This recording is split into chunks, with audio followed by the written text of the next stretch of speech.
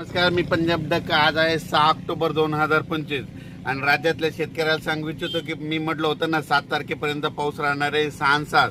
तर काय झालं, बरेच मेसेज असे येईल की एक चक्रीवादळ येणार आहे आणि ते महाराष्ट्रात खूप पाऊस पडणार आहे. मग माझे महाराष्ट्रातल्या शेतकऱ्याला एक सांगायचं आहे की कोणतं चक्रीवादळ आपल्याकडे येणार नाही, काही नाही, काही घाबरायची चिंता नाही, काही नाही.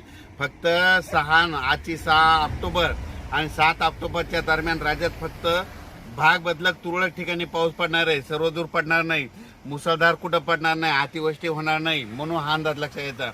पण काय झालं, टीव्हीला बातमीमध्ये बरेच मला शेतकऱ्याचे फोन आले, एखादं चक्रीवादळ येईल का. मी म्हटलं तुम्हाला कोण म्हटलं, तर ते म्हणले बातमी चालू आहे. तर महाराष्ट्रातले सर्वप्रथम शेतकऱ्याला सांगू इच्छितो, कोणतं काही चक्रीवादळ काही आपल्याकडे येणार नाही, काही नाही. फक्त आज आणि उद्याच्या दिवसात थोडं भाग बदलत पाऊस पडणार आहे, म्हणून हा अंदाज लक्षात येतात. दररोज वेगवेगळ्या भागात ह्या 2 दिवसामध्ये पाऊस असणार आहे, म्हणून हा अंदाज लक्षात येतात. पण राज्यातल्या शेतकऱ्याला सांगू इच्छितो की तुम्ही काय करा, 15 तारखेपर्यंत जशी सोयाबीन काढायची तशी काढून घ्या, झाकून ठेवा, नसा मशीनमधून काढून घ्या. कारण की राज्यात आता 15 तारखेपर्यंत हवामान कोरडं राहणार आहे, म्हणून हा अंदाज लक्षात घ्यायचा. राज्यात सध्या तरी असं मोठ्या पावसाचं सध्या तरी वातावरण नाही.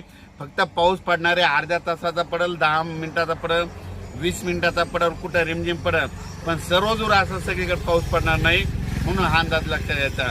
म्हणजे सांगायचं झालं तर पूर्व विदर्भ, पश्चिम विदर्भ, दक्षिण महाराष्ट्र, उत्तर महाराष्ट्र, कोकणपट्टी, खानदेश, मराठवाडा, म्हणजे ह्या सगळ्या ह्या सगळ्या विभागामध्ये 42,000 गाव येतं. तर ह्या 42,000 गावामध्ये सगळीकडे पाऊस नाही पडणार.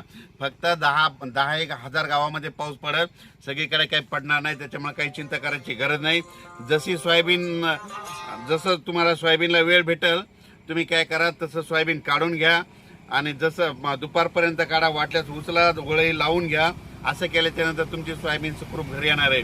पण राज्यात मात्र खूप असा काही मोठा पाऊस पडणार नाही, म्हणून हा अंदाज सर्व शेतकऱ्यांनी लक्षात घ्यायचा. अचानक वातावरणात बदल झाला, लगेच एक मेसेज दिला जाईल. धन्यवाद.